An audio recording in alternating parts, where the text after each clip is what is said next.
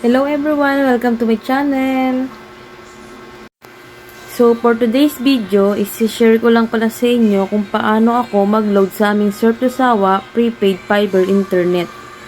So, nung first time lang ako nagpa-install nitong S2S na to, syempre after 1 month naubos yung load namin. Tapos, sabi kumontak daw sa agent. Nung kumontak ako sa agent namin, ngayon, tapos kinabukasan pa siya nag-reply. So, ang ginawa ko, nag-research ako kung paano yung ibang way, paano makapag-load. So, ganito yung ginawa ko. Pero bago yan, kung bago ka lang sa aking channel, please subscribe and hit the notification bell. Thank you!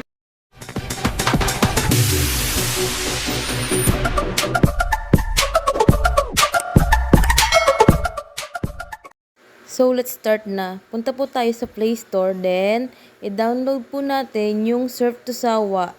So, guys, hindi naman sa hinihimo ko kayo. Syempre, kanya-kanya pa rin tayo ng decision. Kung saan at kung kanino kayo gustong mag-load. So, guys, i-install natin to. Then, wait natin. Yan, pag okay na, i-open natin. Tapos, lalabas na dyan na yan. Welcome to mobile. Then, ilalagay nyo dito yung ating account number, which is ito yung bago tayo magpa-install, may magte-text dyan na congratulations, you have activate your ganun-ganyan, yun. Then, dapat active din yung ating ginamit na mobile number. Kasi, i-verify niya kung ating account nga yung ating ilalagin. So, ayan, magkikreate lang po kayo ng PIN code. 4 digits PIN code po yan. Pag okay na, makikita mo naka-zero balance ka. So, ang gagawin mo, mag-top up ka. Yan, click mo lang yung top up. Then, ilagay mo yung amount na gusto mong i-top up. Like example, 700. Tapos, i-confirm mo. After ng confirmation, ayan, wait lang natin. Ayan, lalabas yung ating payment information. Then, nasa baba, andun yung select payment method. Fill upan nyo lang yung mga nakalagay dyan. Email, account number, account name. Then, next. So, redirecting pa. Wait lang natin siya ng konti. Ayan. Lalabas din yung login to pay with GCash. Dahil GCash ang ginamit ko, kailangan ko i-login yung GCash ko dito. Ayan. Wait pa lang natin yung dumating yung code. Tagal naman. So, ayan, dumating na yung code. Lalagin muna natin yan. Then, yung ating MPIN. So, hang in there. Ayan, lumabas na. No, just pay and then pay natin yung 700 plus na yan. Proceed. Proceed natin. After that, ayan, GCash payment successfully received.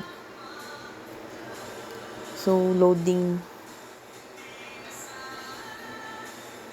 I'm sorry guys, medyo mahina talaga yung signal ko. As you can see naman, no connection ako eh. So, yan na.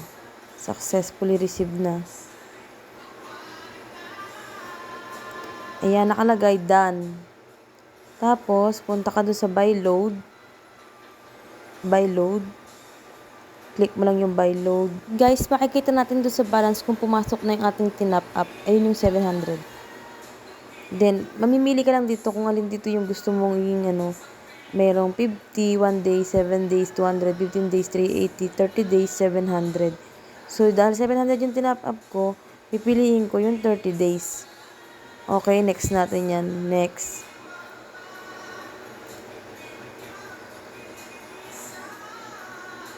Then, done. Buy load successful. So, ayan, successfully bought Super Fiber 36G for 1 month unlimited na po yan. So guys, thanks for watching.